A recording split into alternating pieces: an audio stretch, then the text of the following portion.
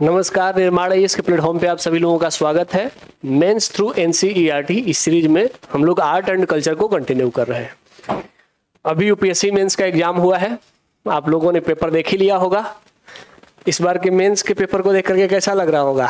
लग रहा होगा कि इस बार यूपीएससी ने भी कह दिया है कि जिन्होंने सीरियस होकर के NCERT को पढ़ा है वो सेलेक्ट होंगे, और जिन्होंने सीरियस होकर के NCERT को नहीं पढ़ा है वो बाहर जाएंगे। इवन NCERT के पहले पहले चैप्टर से ही सीधे सीधे क्वेश्चन पूछे गए हैं। जैसे भारतीय भूगोल का भारतीय इतिहास निर्माण में भूमिका, ये RS शर्मा की NCERT का सीधे पहला चैप्टर ही यही है, और यूपीएससी ने इस बार सेम वही क्वेश्चन पूछ लिया है। चाहे वो सल्तनत काल का जो आर्किटेक्चर पूछा गया है वह भी सीधे सीधे NCERT से लिया गया है। इसीलिए जो NCERT को लेकर के अपनी तैयारी को बेस बना रहे हैं उनके लिए ये एक सुखद खबर है कि वो यूपीएससी मेंस में NCERT को तवज्जो दे रहा है। दरअसल ये जरूरी भी है। देखिए, NCERT लिखते समय आप सभी ने अगर NCERT कभी खोल के देखा होगा तो उसके जो राइटर्स होते हैं वो उस विषय के देश के सबसे बड़े विद्वान होते हैं, और कुल 8-10 देश के सबसे बड़े विद्वान मिलकर के पूरा ज्ञान एक जगह NCERT में डाल देते हैं। बाकी आप कोई भी किताब पढ़ते हैं तो किसी एक राइटर के द्वारा लिखी गई होती है, और उस राइटर का कद भी वो NCERT के जो राइटर हैं उनके बराबर का नहीं होता है। तो NCERT सच में बहुत डिजर्विंग पुस्तक है, और यूपीएससी ने खुद क्वेश्चन वहां से पूछ करके सिद्ध भी कर दिया है कि NCERT हमेशा से पहले से भी डिमांडेड थी, आगे भी उसकी डिमांड बनी रहेगी। हम लोगों को भी एक संतोष मिलता है कि चलो हम लोग भी बच्चों के लिए अगर NCERT पढ़ने के लिए प्रोत्साहित कर रहे हैं और यूपीएससी NCERT से ही सीधे सीधे प्रश्न पूछ रहा है, तो ये थोड़ा सा एक संतोषजनक होता है कि हमने बच्चों को सही गाइड किया है और बच्चे भी इसके लिए प्रिपेयर कर रहे हैं, तो उनको भी एक अच्छा संतुष्टि मिलेगी। तो इसीलिए आगे अब NCERT के प्रश्न और अच्छे होते जाएंगे, थोड़े डीप में भी चलते जाएंगे। आर्ट एंड कल्चर के जो क्वेश्चन पूछे गए हैं वो सीधे सीधे NCERT से ही लगभग रहे हैं, आगे भी रहेंगे, और हो सकता है कि अब आगे NCERT आर्ट एंड कल्चर के थोड़े डीप वाले टॉपिक्स उनको भी टच करने का प्रयास करें। आइए आज 12th क्लास की जो NCERT है उसके चैप्टर को शुरू करते हैं। आज का जो चैप्टर है वह है पांडुलिपि चित्रकला की परंपरा। पांडुलिपि चित्रकला, पांडुलिपि चित्रकला का क्या तात्पर्य है? पांडुलिपि चित्रकला का मतलब है कि जो हाथ से किसी कपड़े पर, किसी पत्ते पर, पत्ते के या फिर किसी पौधे के छाल पर या कागज पर चित्रित की गई चित्र, उसी को कहते हैं पांडुलिपि चित्रकला। हम सभी प्राचीन काल में जब पढ़ रहे थे तो हम लोग अजंता एलोरा की गुफाओं में जो चित्र थी उसके बारे में पढ़ रहे थे। शुरुआत में जब हम पढ़ रहे थे तो भीमबेटका की गुफाओं में भी शैल चित्रकला मिल जाती है, चाहे वो भीमबेटका की गुफाएं हैं, लखुदियार की गुफाएं हैं, अजंता एलोरा की गुफाएं हैं, यहाँ शैल चित्रकला हमें देखने को मिली। लेकिन शैल चित्रकला से अलग हट करके चित्रकला की एक अलग शैली भी विकसित हुई, जो कि प्राचीन काल में भी थी और मध्यकाल में भी, और आधुनिक काल में तो वो और ज्यादा प्रबल हो गई। तो वह चित्रकला शैली कहलाई पांडुलिपि चित्रकला। अब चूंकि अब तक जो हम लोगों ने, आप लोगों ने भी जो चित्रकला पढ़ा होगा उसमें अजंता एलोरा के चित्रों को ही प्राथमिकता दिया होगा, ये बात सबको पता है। टीचर भी इन्हीं चीजों को पढ़ाते हैं, लेकिन यूपीएससी को पता है कि वर्तमान चित्रकला शैली जो है वो पांडुलिपि चित्रकला शैली केंद्रित चित्रकला शैली है, और इसकी शुरुआत प्राचीन काल से ही हो जाती है। तो अब एक ऐसा संभावित प्रश्न आप उम्मीद कर सकते हैं कि यूपीएससी आने वाले समय में पूछेगा कि भारत में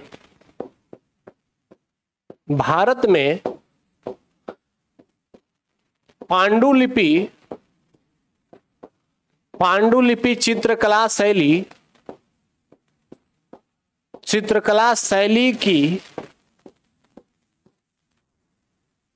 ऐतिहासिकता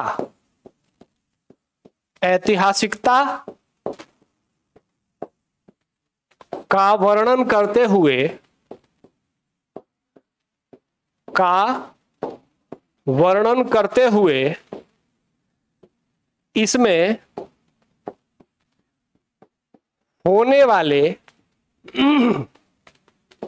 इसमें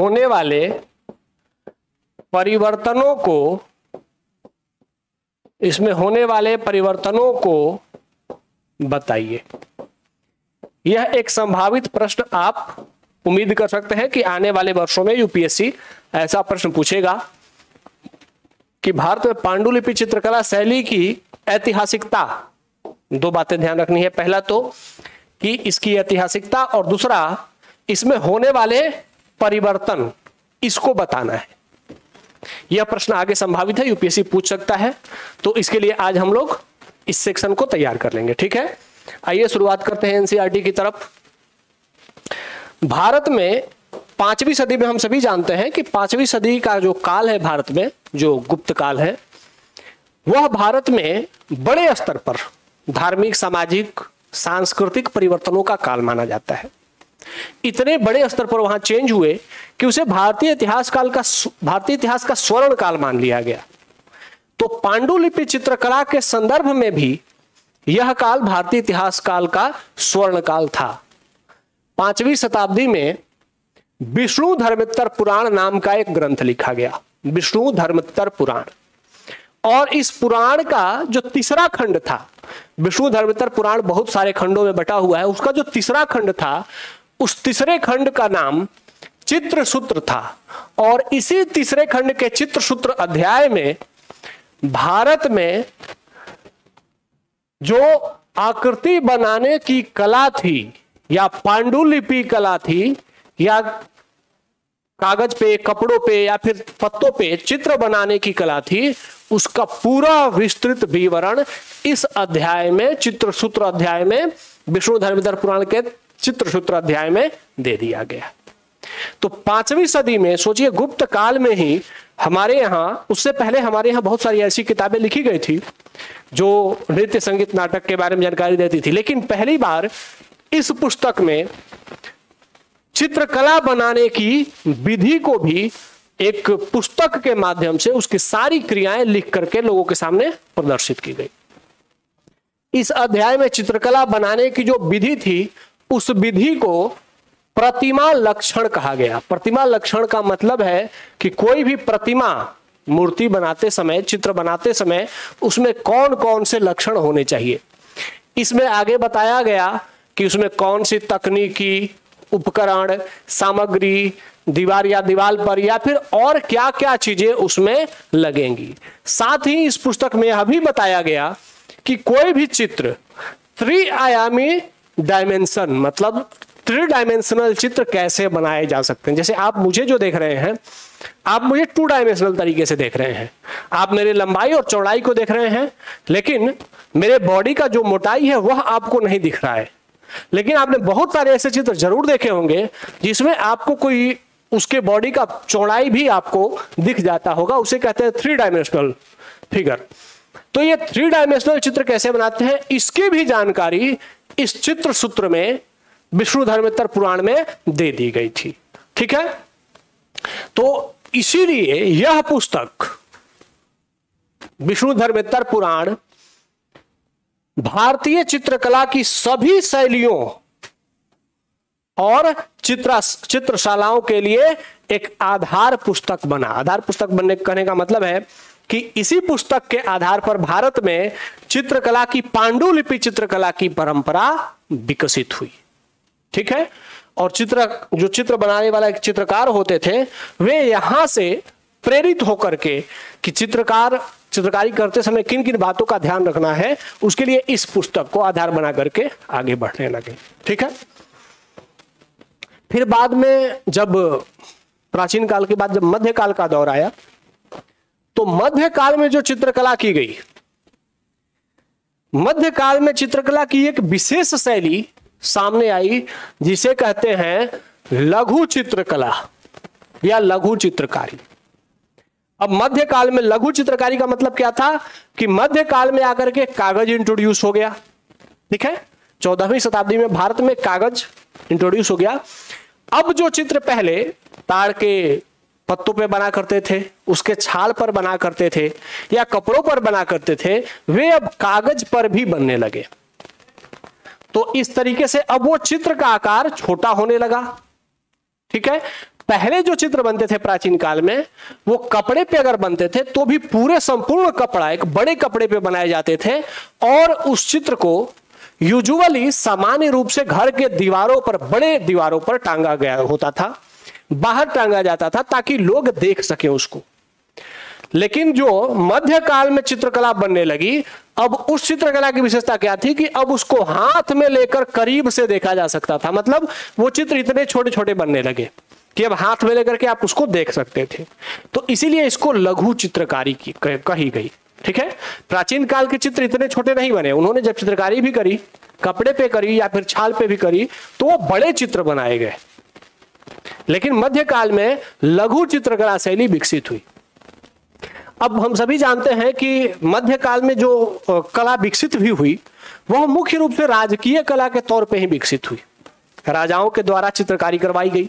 ठीक है, हम सभी जानते हैं कि मध्यकाल में जो मुगल काल का दौर था, इसमें जो जहांगीर थे ये चित्रकला के बहुत बड़े प्रशंसक थे और इनके टाइम में बड़े स्तर पर पांडुलिपि चित्रकला की गई। तो इनमें से राज दरबारों के दीवारों पर अक्सर ये सब चित्र सजाए जाते थे। ठीक है, और राज दरबारों के दीवारों पर ये चित्र सजाए जाते थे क्योंकि राजा के द्वारा ही बनवाए जाते थे। लघु चित्रकला शैली में मुख्य रूप से यह बात रही कि लघु चित्रकला शैली राजकीय चित्रकला शैली के रूप में कन्वर्ट हो गई। इसमें राजा का चित्रण, राजा के दरबार का चित्रण, उनके हरम का चित्रण, ये सब किया जाने लगा। तो इसीलिए जो लघु चित्रकला शैली थी वह धीरे धीरे आम जन से दूर होकर के और संभ्रांत लोगों की, बड़े लोगों की, अमीर रईसदारों की चित्रकला शैली बनकर के सिमट गई। प्राचीन काल में जो चित्रकला शैली थी वह आम लोगों की चित्रकला शैली थी। सामान्य लोग चित्र बनाते थे, अपने घरों के दीवारों पर रखते थे, अपने घर की चित्र बनाते थे, अपने धर्म ग्रंथ ये सब की चित्रकारी करते थे। लेकिन मध्यकाल में जो लघु चित्रकला शैली विकसित हुई वह मुख्य रूप से राजकीय चित्रों का ही अनुसरण करने लगे और राजकीय चित्र ही बनने लगे। इसीलिए अब यह चित्रकला शैली आम जन से धीरे धीरे दूर होती चली गई। ठीक है, हालांकि पांडुलिपि चित्रकला जो विकसित हुई उसमें महाकाव्यों का भी चित्रण किया गया है, जो कि कुछ कुछ शासकों द्वारा मध्यकाल में इसे करवाया गया है। अब जो महाकाव्य यूज किए गए हैं चित्रकला के लिए, प्राचीन काल में भी रामायण, भागवत पुराण, महाभारत, गीत गोविंद और रागमाला, इनकी चित्रकारी की गई। अब ये सभी क्या है? ये सभी धार्मिक ग्रंथ हैं। ठीक है, तो प्राचीन काल में जो मुख्य रूप से चित्रकारी की गई, पांडुलिपि चित्रकला की गई, उनमें धार्मिक ग्रंथ की कहानियां और उनका चित्रण किया गया। मध्यकाल में जब चित्रकारी की गई तो उसमें क्या किया गया? उसमें राजा के दरबार का, राजा का, उनके परिवारों का, राजकुमारों का और उनके हरम का चित्रण ज्यादा किया गया। तो कैसे चित्र आम जन से, प्राचीन काल में जो कि आम जन की चित्रकारी थी, जो कि धर्म, समाज और व्यक्ति का चित्रण कम था, धर्म और समाज का चित्रण था, वह मध्यकाल तक आते आते व्यक्ति केंद्रित हो गया। और पहले जो चित्र बड़े बड़े बनते थे वह मध्यकाल में आते आते क्या हो गए? उनका साइज भी घट करके लघु चित्रकला हो गया। ठीक है, तो इस तरीके से चित्रकला एक यात्रा की ओर बढ़ती चली गई। अब जैसे ये एक पांडुलिपि है, पांडुलिपि का मतलब कि ताड़ के वृक्ष के पत्तों पे हाथ से लिखी गई एक किताब है। अब ये जो किताब है मेवाड़ के विजय सिंह की, यहाँ उनके यहाँ ये किताब मिली है। उस किताब में, इस किताब में ध्यान से देखिए, किताब के बीच में छिद्र है जिसमें कि रस्सी लगा करके और किताब को पलटा जाता था। उसके दोनों किनारों पे बीच बीच में लेखनी होती थी और किनारों पे छोटे छोटे चित्र बनाए जाते थे। ठीक है, कहीं पर खाली होता था, कहीं पर चित्रण होता था। तो कहीं कहीं पर जो छोटे छोटे चित्र बनते थे इन्हीं को कहा गया पांडुलिपि चित्रकला या लघु चित्रकला। जैसे कभी कभी क्या होता था कि एक पेज पर चित्र होता था और अगले पेज को पलट, एक पेज पे लिखावट होती थी और अगले पेज पे पलटने पे उस पे उस लिखावट का, उस कहानी का चित्रण किया जाता था। आज भी जैसे आप किताब पढ़ते हैं, कोई भी किताब पढ़ते हैं, किताब के कभी कभी पेज आपको ऐसे मिलेंगे जिस पर कि पूरा सिर्फ लिखा लिखा ही है, कुछ पेज ऐसे मिलेंगे जिस पर की चित्रकारी भी की गई होती है। तो ये चित्रकारी जो की गई होती है इसे कहते हैं पांडुलिपि चित्रकला। ठीक है, हालांकि वर्तमान में ये प्रिंटिंग प्रेस से होकर के आता है, लेकिन जब ये हाथ से चित्रकारी की जाती थी तो इसे कहा जाता था पांडुलिपि। ठीक है, तो किताबें पहले भी लिखी जाती थी ताड़ के वृक्षों पे, तो उनमें जो उस किताब से संबंधित चित्रकारी की जाती थी उसे, चूंकि वो हाथ से बनाया जाता था, इसीलिए उसे पांडुलिपि चित्रकला कही जाती थी। ठीक है। अब बाद में क्या हो गया, जब मध्यकाल का दौर आया, प्राचीन काल में जो चित्र बने, आपको बहुत सारे प्राचीन काल के चित्र बने हैं, या इवन जो प्राचीन काल के गुफा चित्र भी रहे हैं, चाहे वो अजंता एलोरा की गुफाओं में चित्रण किया गया हो, वहां कहीं भी आपको किसी कलाकार का नाम नहीं मिलेगा, किसी व्यक्ति का नाम नहीं मिलेगा। लेकिन मध्यकाल में जब चित्रकला आ गई, तो पांडुलिपि चित्रकला जब आई, तो प्राचीन काल की चित्रकारी में अगर पांडुलिपि चित्रकला भी की गई तो भी किसी कलाकार का नाम नहीं था कि किसने यह चित्रकारी की। लेकिन मध्यकाल तक आते आते कला के उस पांडुलिपि पर संरक्षक का नाम, किसने वो चित्र बनवाया है, कलाकार और लेखक का नाम, डेट, ये सब भी अब उस चित्रकला पे लिखे जाने लगे। इसका क्या मतलब है कि समाज बदल रहा था। प्राचीन कालीन जो समाज था वह समाज क्या था कि व्यक्ति केंद्रित समाज नहीं था, समाज केंद्रित समाज था। मतलब कि व्यक्ति अपने लाभ से पहले समाज के बारे में सोचता था कि मैं जो कर रहा हूं इससे मैं समाज को क्या दे सकता हूं। जब समाज के प्रति एक दायित्व का अभाव था तो कलाकार जो चित्र बनाते थे उसमें व्यक्ति, उस कलाकार का नाम नहीं होता था, क्योंकि वह कलाकार का चित्र माना ही नहीं जाता था। माना जाता था कि यह समाज का चित्रण है, यह समाज का चित्र है। लेकिन मध्यकाल में आते आते व्यक्तिवादिता बढ़ने लगी, ठीक है, क्योंकि मध्यकाल तक आते आते इस्लामिक शासन आया और इन आक्रांताओं ने स्वयं केंद्रित होकर के शासन करना शुरू कर दिया, ठीक है।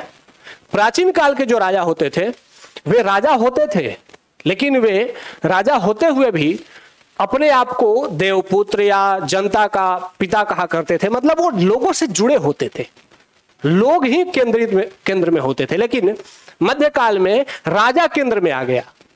राजा कहने लगा मैं शासक हूं, मेरा काम है जनता से टैक्स वसूलना और अपने लिए राज्य जीतना। प्राचीन काल में क्या था कि राज्य अपना होता था लेकिन जन कल्याण दायित्व होता था। मध्यकाल में दायित्व समाप्त हो गया, जन कल्याण छूट गया।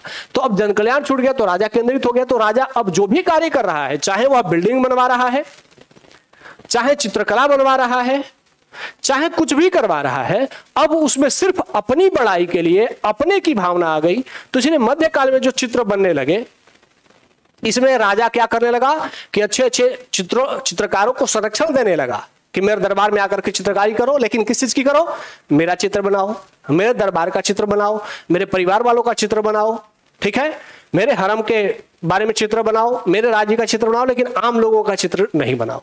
और उस चित्र पर मेरा नाम लिखो, अपना नाम लिखो। तो इस तरीके से चित्रकला में मध्यकालीन भारत में चित्रकला में क्या होने लगा, जो लघु चित्रकारी थी उसमें व्यक्तिवादिता बढ़ने लगी। और अब चित्रकार का नाम, चित्रकारों के संरक्षक का नाम और बनाने की तिथि भी लिखी जाने लगी, ठीक है। अब यहां ये ध्यान रखना है कि मध्यकाल में, इवन ये प्राचीन काल में भी था कि कोई राजा अगर चित्रकारी कर, जब विवाह होते थे राजकुमारियों के, तो विवाह में एक दूसरे को गिफ्ट दिया जाता था, ठीक है। ये परंपरा प्राचीन काल से थी। दहेज नहीं समझिएगा, गिफ्ट समझिए। गिफ्ट का मतलब दोनों तरफ से देना, दहेज एक तरफा लेन देन है, और गिफ्ट बराबर का होता था। तो उस समय गिफ्ट के तौर पर चित्रकला या पेंटिंग भी दी जाती थी। प्राचीन काल में भी दी जाती थी, मध्यकाल में, आधुनिक काल में भी दी जाती थी। तो जो मध्यकाल और प्राचीन काल में जो चित्र दी जाती थी उसमें राजकुमारियों के विवाह के उपहार के साथ कुछ चित्रकला भेंट की जाती थी। उसमें राजकुमारियों के विवाह का भी चित्रण होता था, ठीक है। दरबारियों के बीच उपहार के रूप में भी चित्रकला का, पेंटिंग का आदान प्रदान होता था, ठीक है। कुछ तीर्थयात्री जो होते थे, भिक्षु होते थे, कुछ खोजकर्ता होते थे, कुछ व्यापारी होते थे, इनके बारे में भी चित्रकला बनने लगी, ठीक है। और ये चित्र आपस में एक दूसरे से क्या होने लगे, एक्सचेंज होने लगे। एक जगह की चित्र दूसरे जगह जाने लगी। इसका उदाहरण कहां मिलता है, तो जो बूंदी के राजा के पास ऐसे बहुत सारे चित्रकला या चित्रकारी है जो कि मेवाड़ के चित्रों का संग्रह है। और इसके विपरीत मेवाड़ के राजा के संग्रह में भी बूंदी के चित्र मिल जाते हैं। मतलब बूंदी के राजा का मेवाड़ से संपर्क और संबंध था, तो ये दोनों एक दूसरे को गिफ्ट एक्सचेंज करते थे। तो मेवाड़ के जो राजा के यहाँ के चित्रकार होते थे, जो चित्र बनाते थे, वह चित्र बूंदी के राजा के यहाँ गिफ्ट में जाता था और बूंदी के राजा का चित्र मेवाड़ के यहाँ। तो इसीलिए आज इनके यहाँ जो इनके दीवारों पे पेंटिंग सजाई गई है, उसमें मेवाड़ में बूंदी का और बूंदी में मेवाड़ के चित्र भी मिल जाते हैं। तो यह एक परंपरा थी। चित्रकला का महत्व इतना था कि राजा चित्रकारों को संरक्षण दे करके, और इसलिए ताकि उनके यहाँ के चित्र दुनिया में जाएं और उनकी प्रतिष्ठा बढ़े, लोग इसको अपनी प्रतिष्ठा से भी जोड़ने लगे। ठीक है, अब यहां आते हैं चित्रकला की जो शैली विकसित हुई क्षेत्रवार, उसमें एंटर करते हैं। तो पहली शैली है पश्चिम भारतीय चित्रकला शैली। ठीक है, पश्चिम भारतीय चित्रकला शैली का जो मुख्य सेंटर रहा है वह गुजरात रहा है। थोड़ा सा राजस्थान का दक्षिणी भाग जो कि दक्षिणी भाग में जयपुर, उदयपुर जैसे, मेवाड़ जैसे कुछ क्षेत्र थे जहां पर की चित्रकला की गई। और मध्य भारत, मतलब कि मध्य प्रदेश का भी जो पश्चिमी भाग होता था, उस क्षेत्र में चित्रकला शैली विकसित हुई, उसे कहा गया पश्चिमी भारतीय चित्रकला शैली। ठीक है, अब आते हैं कि भाई इसका जो मेन सेंटर था वो गुजरात था। तो पहला प्रश्न है कि पश्चिम भारत में चित्रकला शैली विकसित ही क्यों हुई, अलग एक शैली के रूप में कैसे विकसित हो गई? क्योंकि चित्रकारों को चित्र बनाने के लिए प्रेरणा चाहिए। ठीक है, प्रेरणा का मतलब धन होता है, संरक्षण होता है, सम्मान होता है। तो पश्चिम भारत में ऐसे कौन से कारक थे जिन्होंने चित्रकारों को चित्र बनाने के लिए प्रेरित किया? हम सभी जानते हैं कि गुजरात समुद्र से सटा हुआ एक बंदरगाह शहर है, बंदरगाह स्थल है। यहां से अनेक व्यापारिक मार्ग भी जाते थे। हम सभी जानते हैं कि उत्तरा पथ और दक्षिणा पथ अंततः जाकर के गुजरात के भड़ौच बंदरगाह से जुड़ जाते थे। तो विदेश व्यापार करने के लिए व्यापारी भारत से बाहर जाते थे और विदेश के व्यापारी गुजरात के थ्रू इंडिया में आते थे। ठीक है, तो एक प्रमुख व्यापारिक मार्ग पर अवस्थित और एक बंदरगाह के क्षेत्र में होने के कारण गुजरात में आर्थिक संपन्नता बहुत अधिक थी। ठीक है, और आर्थिक संपन्नता बढ़ती गई तो अब जब आर्थिक रूप से लोग सशक्त होते हैं तो वही लोग कला का संरक्षण दे सकते हैं ना। तो गुजरात में बड़े बड़े व्यापारी होने लगे और उन व्यापारियों ने फिर कला का संरक्षण देना शुरू किया। अब चूंकि वे जो व्यापारी होते थे, अधिकांश व्यापारी गुजरात में आज भी हम जानते हैं कि जो बड़े व्यापारी हैं वे जैन समुदाय के व्यापारी हैं। तो वे चूंकि जैन व्यापारी थे, इसीलिए उन्होंने जो चित्रकला को संरक्षण दिया, उस चित्रकला को जैन चित्रकला के नाम से जाना जाने लगा। ठीक है, और इसमें गुजरात में एक और कल्चर था। गुजरात में कल्चर क्या था कि आपके पास अगर कोई शास्त्र की किताब है, कोई महत्वपूर्ण किताब है, आपने उसको पढ़ लिया, तो अब आप उसे किसी और को दे दीजिए पढ़ने के लिए, अपने पास रख मत लीजिए। ये परंपरा थी गुजरात में। और इसी परंपरा को लेकर के वहां पर एक जो चित्रकला भी बनती थी, उस चित्रकला को भी लोग एक दूसरे को दान देते थे। ठीक है, तो जो शास्त्र दान की परंपरा वहां थी जैन समुदाय में, इसमें क्या हुआ कि जैन समुदाय के बड़े बड़े व्यापारियों ने अपने लिए जो बहुत अच्छी अच्छी पेंटिंग बनवाई, उन पेंटिंगों को भी वहां के पुस्तकालयों में, मठों में, पुस्तकालयों में दान करना शुरू किया। तो इससे क्या हुआ कि पुस्तकालय और मठ ये क्या थे, पुस्तकीय ज्ञान के साथ साथ चित्रकला के केंद्र के रूप में भी विकसित होने लगे। अब वहां पर विभिन्न प्रकार के चित्रकला की चीजें आने लगी, किताबें आने लगी, अच्छी अच्छी पेंटिंग आने लगी, तो वहां पर अब कलाकार भी इकट्ठा होने लगे। ठीक है, तो इस तरीके से भी गुजरात में कला के इस चित्रकला शैली को प्रोत्साहन मिलना शुरू हो गया। ठीक है, वहां पर एक जैन धर्म का एक प्रमुख पुस्तक है कल्पसूत्र, जैनियों का एक महत्वपूर्ण पुस्तक है। इस कल्पसूत्र में जैन धर्म के जितने भी 24 तीर्थंकर हैं, उनके जन्म से लेकर निर्माण तक की सभी घटनाओं का वर्णन किया गया है। ठीक है, कल्पसूत्र में।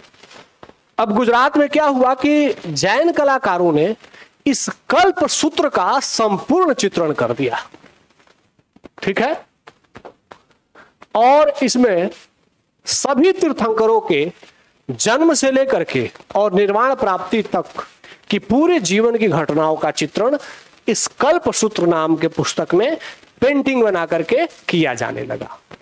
तो इस तरीके से गुजरात में जो चित्रकला शैली विकसित हुई उसमें सबसे प्रमुख जो चित्र बने वे कल्पसूत्र के चित्र बने, जिसमें कि जैन तीर्थंकरों के जीवन की घटनाओं का चित्रण किया जाने लगा। ठीक है, ये एक दिख रहा है आप लोगों को, त्रिशला है, भगवान महावीर की माता है। इन्होंने 14 स्वप्न देखे थे जब भगवान महावीर इनके गर्भ में थे, तो इन्होंने 14 स्वप्न देखे थे। 14 स्वप्न में हाथी, वृषभ, शेर, लक्ष्मी माता और ऐसे कर करके इन्होंने टोटल फूल, कमल, ये सब 14 स्वप्न देखे थे। ये सोई हुई है, दिख रहा है। ठीक है, तो इनके 14 स्वप्नों को भी चित्रकारों ने चित्र बना करके और वहां पर प्रदर्शित कर दिया कल्पसूत्र में। ठीक है, तो यह एक फेमस पेंटिंग 14 सूत्री पेंटिंग दिखाई गया। इसमें कि उनके जो 14 सपने थे उसमें हाथी, बैल, शेर, लक्ष्मी देवी, कलश, पालकी, सरोवर, छोटी नदी, अग्नि, ध्वज, माला, रत्नों का ढेर, सूर्य और चंद्रमा को देखा था। ये 14 स्वप्न उन्होंने देखे। इसके बाद जब त्रिशला एक संत से इनके जो पति थे उन्होंने पूछा कि हमारी पत्नी ने ये 14 स्वप्न देखे हैं आज, इसका क्या महत्व है?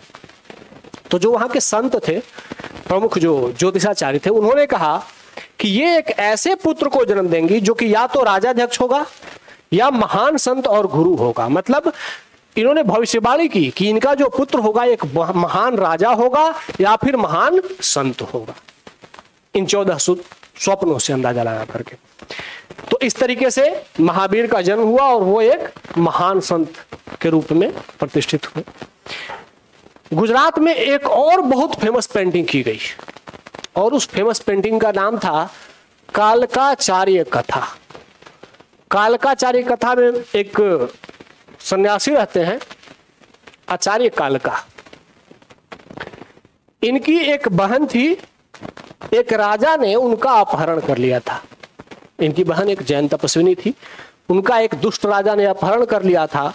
तो कैसे आचार्य कालका अपने जीवन में अपनी लापता बहन का पता लगाते हैं, ठीक है, और अपनी जादुई शक्तियों का प्रदर्शन करते हैं, अन्य राजाओं को अपने पास मिलाते हैं और फिर इस दुष्ट राजा से युद्ध करके और अपने बहन को वापस पाते हैं।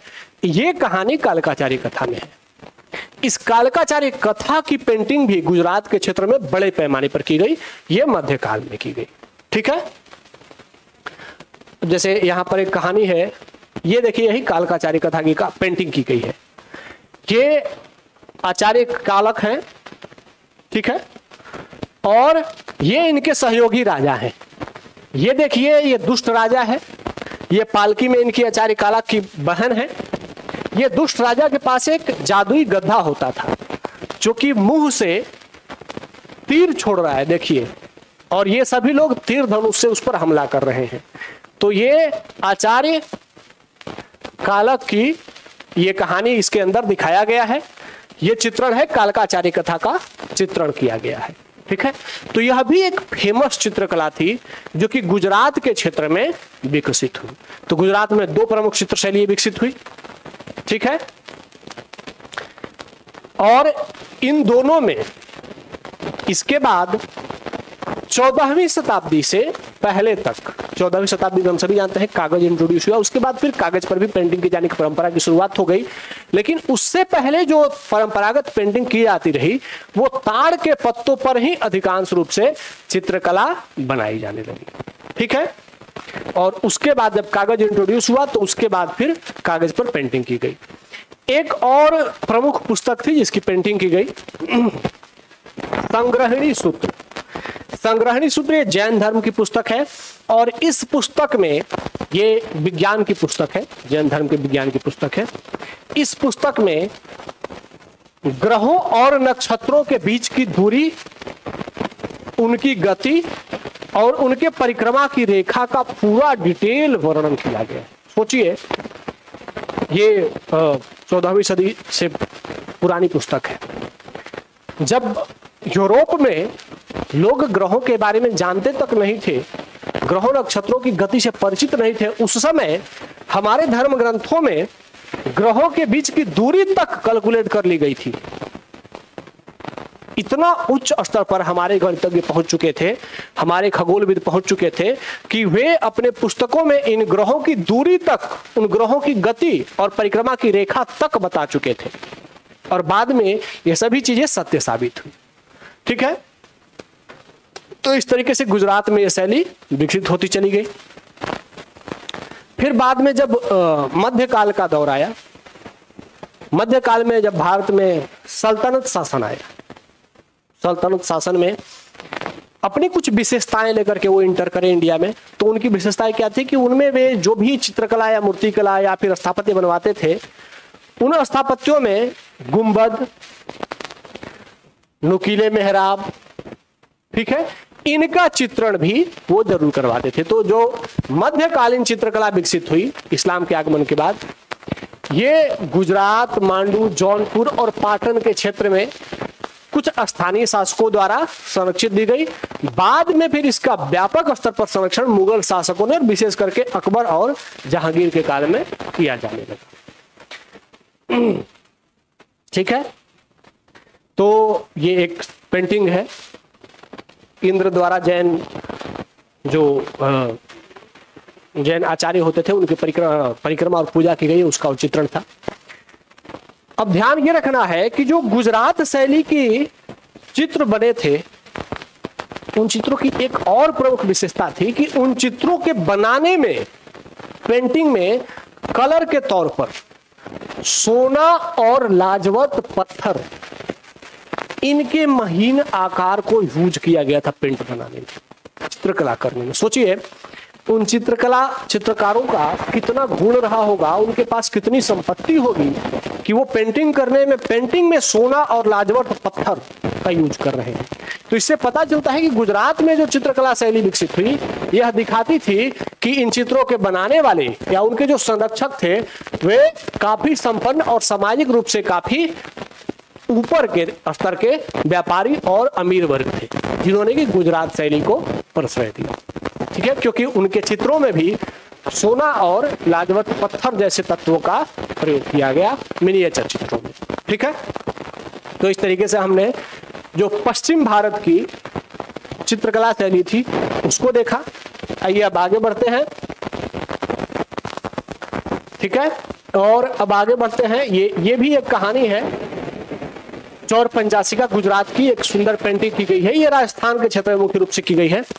यहां देखिए, इसमें थोड़ा सा देख लेते हैं कि ये जो देखिए एक महिला की पेंटिंग की गई है चौर पंचासिका शैली में। ये महिला कपड़ा ओढ़े हुए है, ठीक है, साड़ी पहने हुई है, लेकिन ये एक चौर पंचासिका शैली है। 15वीं शताब्दी में ये पेंटिंग गुजरात के क्षेत्र में काफी पॉपुलर थी, गुजरात और राजस्थान में। लेकिन ये पारदर्शी कपड़ा पहनी हुई है, दिख रहा है, कपड़ा सर ढकी है, सर पे इन्होंने घूंघट ले रखा है, लेकिन उस घूंघट के बावजूद इनका शरीर दिख रहा है। इससे पता चलता है कि एक गुजरात के क्षेत्र में 15वीं शताब्दी में एक विशिष्ट शैली विकसित हुई, जिसमें पारदर्शी वस्त्रों का चित्रण भी किया जाने लगा। नायिका के सिर पर ओढ़नी का चित्रण है, लेकिन फिर भी वो वस्त्र पारदर्शी है।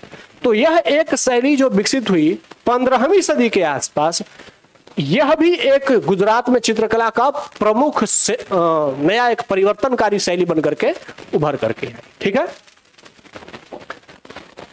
अब जब भारत में इस्लाम आया, तो इस्लाम के आने के साथ जो हमारे यहाँ पांडुलिपि चित्रकला शैली थी, जो कि कागज पे की जाती थी या ताड़ के वृक्षों पे की जाती थी, ताड़ के पत्तों पे की जाती थी, कपड़ों पे की जाती थी, वह अब धीरे धीरे बदल करके कागज के स्तर पर पहुंच गई। और साथ ही जो लिपि जो लिखी जाती थी, जो पांडुलिपि चित्रकला में जो लिखी जाती थी चीजें, वो संस्कृत या फिर भारतीय भाषा में लिखी जाती थी। लेकिन इस्लाम के आगमन के साथ ही उन पर फारसी, तुर्क और अफगानी प्रभाव बढ़ गया।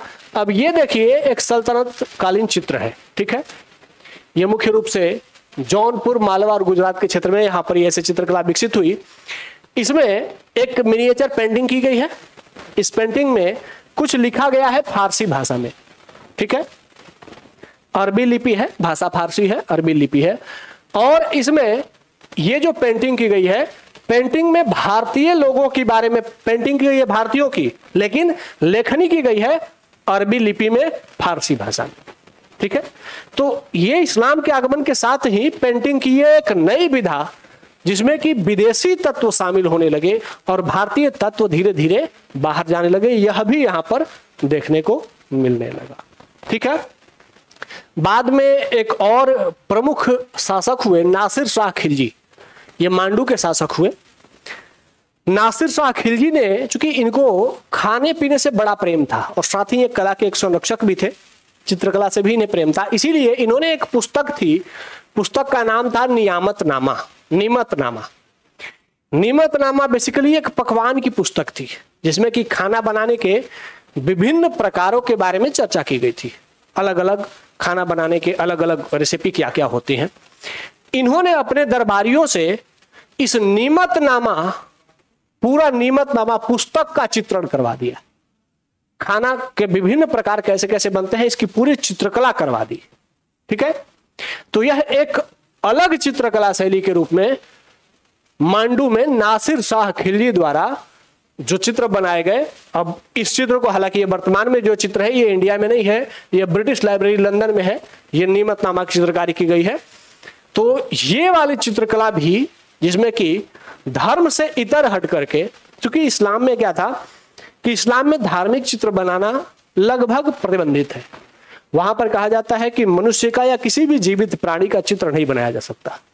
इसीलिए इन्होंने जो चित्रकला बनाने को प्रश्रय भी दिया, उसमें भी मुख्य रूप से जो जिनमें जीवन नहीं था, सजीव चित्रण नहीं था, निर्जीव चित्रण को प्रश्रय दिया। इसीलिए नीमतनामा जो कि खाना बनाने की एक पुस्तक थी, उसके खाना बनाने का विधि का चित्रण इन्होंने करवाया, ठीक है। तो इस तरीके से भारत में अलग अलग चित्रकला की शैलियां मध्यकाल तक, जो कि पांडुलिपि चित्रकला शैली थी, विकसित हुई। और भारत में इनके विकास के कारणों को भी हमने जाना। विकसित होने के कारण क्या थे? समाज का परिवर्तन जैसे जैसे हो रहा था, जैसे जैसे समाज प्राचीन काल से मध्यकाल की ओर आ रहा था, व्यक्तिवादिता बढ़ती जा रही थी। तो वो जो कि चित्रकला में भी दिखती है। पहले की चित्रकला पे पेंटर के नाम या फिर जो उसके संरक्षक होते थे वो नहीं होते थे प्राचीन काल में, लेकिन मध्यकाल में फिर पेंटरों और उसके संरक्षकों का नाम भी लिखा जाने लगा। ये धीरे धीरे चित्रकला, जो कि पहले आमजन की चित्रकला थी, धार्मिक सामाजिक चीजें चित्रित की जाती थी, मध्यकाल तक आते आते मध्यकाल में आकर के फिर वो राजकीय चित्रकला के रूप में कन्वर्ट हो गई और धार्मिक चित्र के स्थान पर अब राजकीय चित्र अधिक बनने लगे, ठीक है। आगे के क्लास में हम इसकी यात्रा करते हुए ब्रिटिश काल तक पहुंचेंगे और फिर आधुनिक काल तक पहुंचेंगे कि कैसे मिनिएचर पेंटिंग वर्तमान में भारतीय समाज, अर्थव्यवस्था और राजनीति को प्रभावित करती है, इसकी भी चर्चा करेंगे, ठीक है। तो फिर मिलते हैं नेक्स्ट क्लास में, तब तक के लिए धन्यवाद। जय हिंद।